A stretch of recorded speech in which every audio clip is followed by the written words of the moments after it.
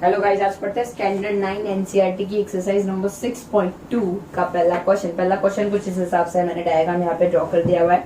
आपको यहाँ पे x और y की वैल्यू फाइंड करनी है, तो मैं पहले x की वैल्यू फाइंड कर देती हूँ क्योंकि यहाँ पे लीनियर पैर बन गई। तो मैं यहाँ पे लिख रही हूँ 50 plus x is equal to 180। Reason में लिखूंगी लीनियर पैर, क्योंकि वो लीनियर पैर बना रहे हैं। लीनियर पैर मैं आपको बता दूं, एक साइड कॉमन हो और एक आर्म कॉमन हो और दो एंगल कुछ इस हिसाब से बनते हैं तो उसको लीनियर पैर बोलते हैं। अभी 50 को मैं सामने की साइड में डालने वाली हूँ, तो x is equal to 180 minus 50, so ये हो जाएगा 130। सो x की वैल्यू आ जाएगी मेरी 130। आप डायरेक्टली भी ला सकते हो, देखो ये 130 हो गया। दूसरा एक मैं आपको बता देती हूँ कि 130 आप कैसे ला सकते हो। ये 130 है तो ये आप ये एंगल छोड़ दीजिए और ये वाला एंगल, तो दोनों सेम हो जाएंगे। सो मैं सेकेंड में बताती हूँ, तो यहाँ पे x इज इक्वल टू 130 हो जाएगा। आप रीजनिंग में लिख दोगे कॉरस्पॉन्डिंग एंगल।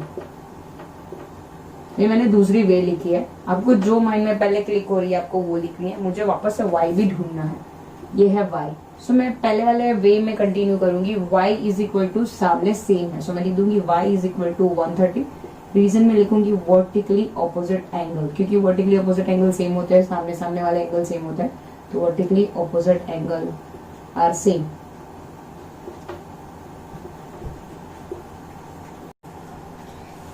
पढ़ते क्वेश्चन नंबर 2। क्वेश्चन नंबर 2 में डायग्राम कुछ इस हिसाब से दिया हुआ है और मुझे यहाँ पे बोला है y is to z is equal to 3 is to 7। So मैं यहाँ पे लिख दूंगी y is to z is equal to 3x is to 7x। मैंने सिर्फ x इंट्रोड्यूस किया हुआ है।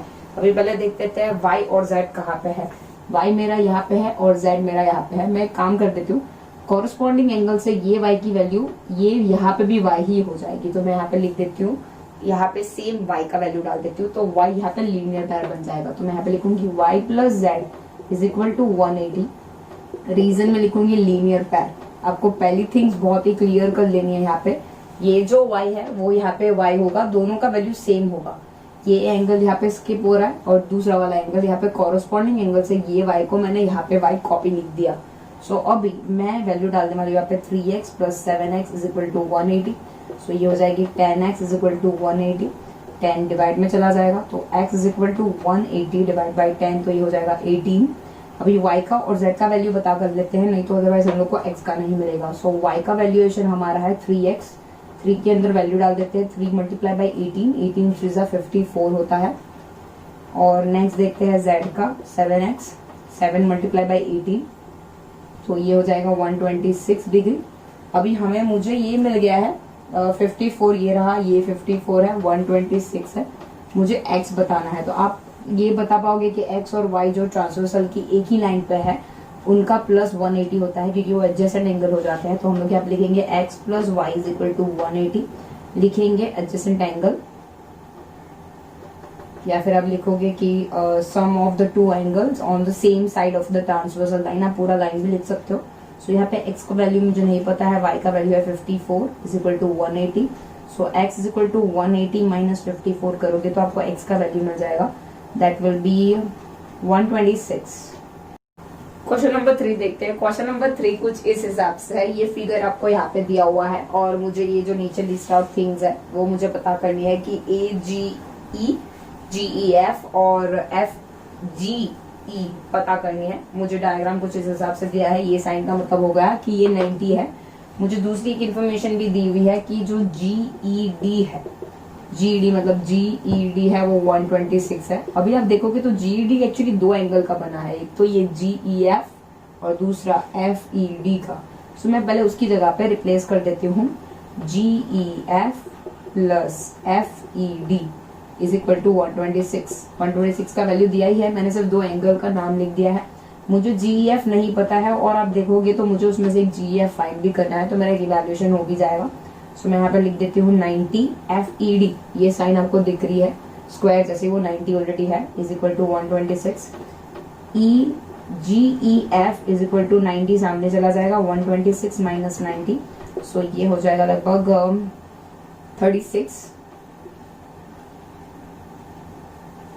36 हो जाएगा। तो ये मेरा आ गया 36।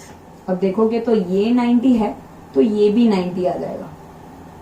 आप इसके लिए भी लिख सकते हो कि BFE plus FED is equal to 180, क्योंकि वो एक ही एंगल की एक ही साइड पे है, जो हम लोगों ने पिछले वाले सम में देखा था एंगल्स एडजेसेंट एंगल है, तो यहाँ पे रीजन में लिख दीजिए एडजेसेंट एंगल, सो वो ऊपर वाला भी 90 हो जाएगा। सो एक्चुअली देखने जाएंगे तो यहाँ पे मुझे ये 90 है मेरा, सो BFE भी 90 हो जाएगा, लिख देती हूँ मैं BFE 90। एक और चीजें 90 हो जाएगी, मैंने 180 में से 90 माइनस किया है, ये 90 होगा तो बट ऑब्वियस लीनियर पैर से ये भी 90 हो जाएगा, तो मैं यहाँ पे लिख देती हूँ GFE, ठीक है, GFE भी 90 हो जाएगा। सो दैट मीन्स ये मेरा 90 हो गया, ठीक है। अभी मेरे पास ये है 36, ये है 90, तो मुझे ये आराम से मिल जाएगा ना, ठीक है। सो हम लोग, मैं पहले ये फाइंड करती हूँ FGE, जो मुझे फाइंड करना है FGE, तो मेरे को ये मिल जाएगा। सो मैं एंगल सम प्रॉपर्टी यूज करूंगी ट्राइंगल बना के, कि इन ट्राइंगल EFG में triangle EFG plus triangle FGE plus triangle angle actually FEG is equal to 180। So EFG वो हो जाएगा 90, तो मैं यहाँ पे 90 लिख देती हूँ। FGE मुझे पता करना है, तो मैं उसकी जगह पे FGE ही लिखूंगी। FEG वो क्या है, FE और G वो है 36, तो मैं यहाँ पे 36 देती हूँ, ठीक है। अभी दोनों का प्लस कर देते हैं, 90 प्लस 36, तो 90 प्लस 36 हो जाएगा 126 plus FGE is equal to 180। So FGE is equal to 180 minus 126, तो 120 माइनस 126 हो जाएगा लगभग 54। सो ये मेरा आ जाएगा 54, मैं यहाँ पे लिख देती हूँ 54, जहाँ पे मैंने क्वेश्चन मार्क लगाया है। आप डायग्राम में ही सॉल्व करते जाएगा तो आपको पता पड़ जाएगा। एक और चीज मेरी ढूंढनी बाकी है, वो है AGE। यहाँ पे तो लीनियर पैर बनी रही है, तो हम लोग यहाँ पे लीनियर पैर के ऐसा करेंगे, 180 में से माइनस कर देंगे तो हम लोग को वैल्यू मिल जाएगी। AGE के लिए हम लोग AGE plus FGE is equal to 180 linear pair लगा लेंगे, क्योंकि वो लीनियर पैर है। सो हम लोग यहाँ पे लिखेंगे AGE नहीं पता है, FGE वो हम लोग को पता है 54 इज इक्वल टू 180। सो आप AGE is equal to 180 minus 54 लिख दीजिए। AGE इज इक्वल टू ये हो जाएगा 126। दूसरी एक आप वे से भी कर सकते हो, Z बना के अल्टरनेटिव इंटीरियर करके, दिस इज द Z, तो ये पूरा 26 होगा, तो ये भी आपका पूरा 26 हो जाएगा। This is the other way. अगर आप ये नहीं बताना चाहते तो आप डायरेक्टली, ये 126 है पूरा, इसलिए ये पूरा 126 होगा, क्योंकि ये अल्टरनेटिव इंटीरियर एंगल बन रहा है, Z बन रहा है, इसीलिए। क्वेश्चन नंबर 4 का डायग्राम कुछ इस हिसाब से है। हमें क्वेश्चन नंबर 4 दिया हुआ है, हम लोग को बताना है दैट QRS क्या होगा। सो QRS के लिए मैं कुछ लाइंस यहाँ पे कंस्ट्रक्ट कर लूंगी, तो मुझे QRS मिल जाएगा कि मेरा ये क्या है, बिकॉज उन्होंने मुझे ये फाइंड करने के लिए बोला है। तो मैं यहाँ पे कुछ आर्बिट्री लाइन ड्रॉ कर देती हूँ, ताकि वो दो ट्रांसवर्सल लाइन बन जाए, ताकि मेरा सम थोड़ा सा इजी हो जाए। मैंने कुछ इस हिसाब से बना दी है, तो ये कुछ इस हिसाब से हो गई है। अभी देखेंगे तो ये 130 होगा, तो ये भी 130 हो जाएगा, ठीक है। तो हम लोग पहले यहाँ पे कुछ नाम दे देते हैं, ताकि हमारा सम इजी हो जाए। M और यहाँ पे N, ठीक है। शुरू करते हैं सम। यहाँ पे लिखते हैं TSM is equal to NMR is equal to 130। Reason में लिखेंगे कॉरस्पॉन्डिंग एंगल।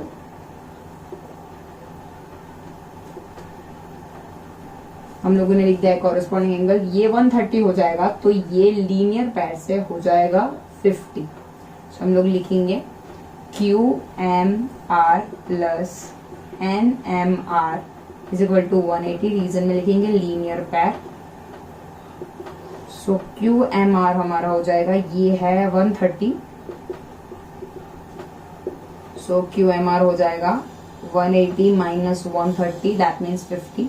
तो ये हमारा 50 हो जाएगा। सेम ये 110 है, तो हम लोग ये वाला पता कर लेते हैं, तो ये लगभग हो जाएगा 70।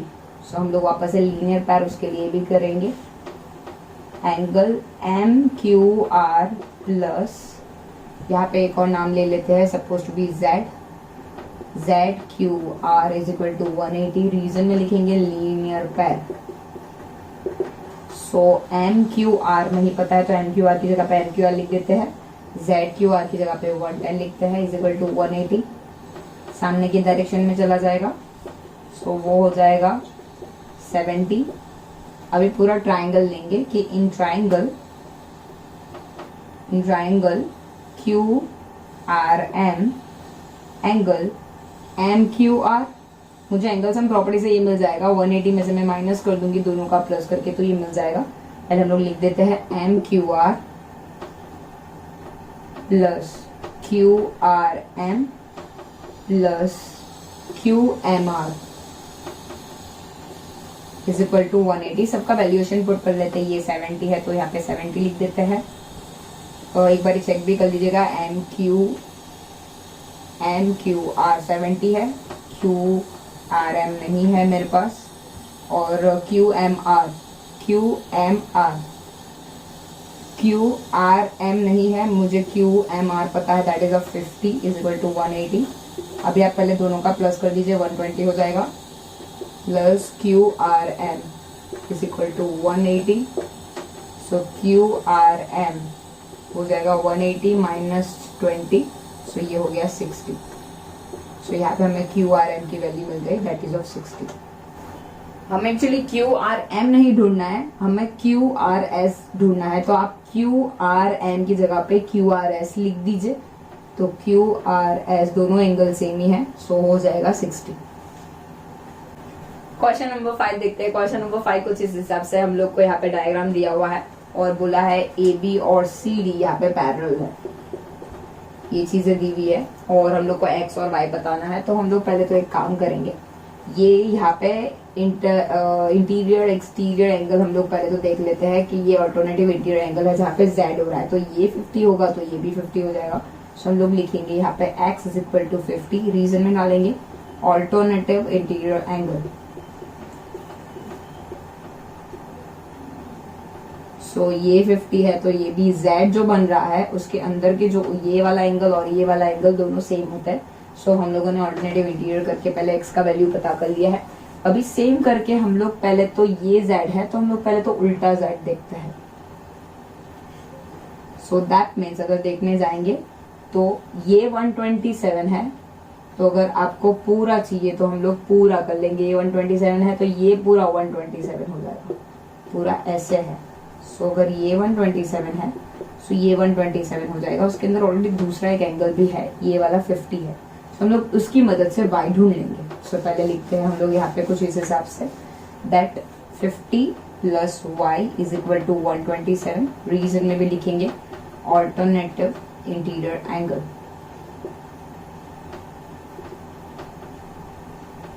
आप चाहे तो यहाँ पे लिख भी सकते हो angle A P Q plus angle Q P R is equal to 127। आप ऐसे भी लिख सकते हो। So y is equal to 127 minus 50, सो यहाँ पे हो जाएगा 7 और ये हो जाएगा 7, सो ये हो गया 77। सो y का वैल्यू मुझे मिल जाएगा 77 और x का वैल्यू मुझे आ जाएगा 50। क्वेश्चन नंबर 6 कुछ इस हिसाब से दिया हुआ है। हम लोग पहले इसके लिए कंस्ट्रक्ट कर लेंगे कुछ परपेंडिकुलर, यहाँ पे मैं एक परपेंडिकुलर यहाँ पे और एक परपेंडिकुलर मैं यहाँ पे कंस्ट्रक्ट करूँ। मैं ढंग से ड्रॉ कर लेती हूँ।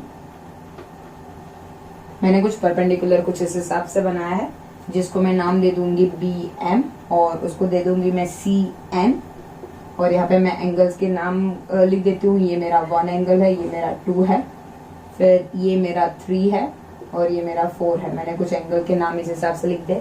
जो भी चीजें कंस्ट्रक्ट की है वो मुझे लिखनी पड़ेगी। Let BM perpendicular to PQ and CN perpendicular to RS as PQ parallel to RS। ये मुझे दिया हुआ है कि PQ पैरेलल टू RS है। सो कुछ चीजें मैंने दिखा दी। सो यहाँ पे 2 इज इक्वल टू यहाँ पे 3 हो जाएगा।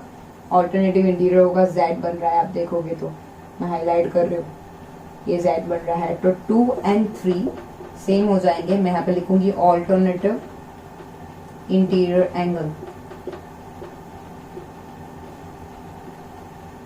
सेम वे 1 और देखने जाएंगे तो 4 सेम हो जाएगा। सो हम लोग यहाँ पे लिख देते हैं क्योंकि ये पूरा z बनेगा। दूसरी एक चीज है वो लिखने से पहले मैं बता दूं, ये दोनों ऑलरेडी सेम है क्योंकि मैंने यहाँ पे उसके बाइसेक्टर बनाया। तो मैं एक चीज और यहाँ पे मेंशन कर देती हूँ, angle 1 is equal to angle 2 और angle 3 is equal to angle 4। देखने जाएंगे तो चारों के चारों एंगल ये सेम हो जाएंगे 2 की मदद से। 2 और 3 बोला हुआ है कि 3 और 4 सेम है, तो बट अब इस 2 के बराबर 3 है तो 2, 3, 4 सब सेम ही हो जाएंगे। मैं पहले लिख रहा हूँ एंगल 1, एंगल 2, एंगल 3, एंगल 4, चारों के चारों एंगल सेम है। सो इसका मतलब ये हो गया कि अगर मैं लेफ्ट हैंड साइड का प्लस लेफ्ट हैंड साइड के साथ करूँ और राइट हैंड साइड का प्लस राइट हैंड साइड के साथ करूँ, दैट मीन्स एंगल 1 और एंगल 2 कर लूँ is equal to angle 3 plus angle 4। जो हमारे सम में है ABC is equal to angle DCB, तो दोनों सेम हो जाएंगे। सो यहाँ पे ये हो जाएगा, एक ही केस में होगा which is alternative interior angle. अगर वो पूरा ऑल्टरनेटिव इंटीरियर है सो इससे क्या हो जाएगा कि जो AB है और CD है वो पैरेलल है। तो मैं यहाँ पे लिखूंगी so therefore AB parallel to CD। Thank you so much. अभी तक आपने हमारी चैनल को सब्सक्राइब नहीं किया है तो सब्सक्राइब आइकन को क्लिक करके सब्सक्राइब कर दीजिए। कमेंट में ज़रूर बताइए वीडियो आपको कैसी लगी और लाइक करना मत भूलिएगा। Thank you so much.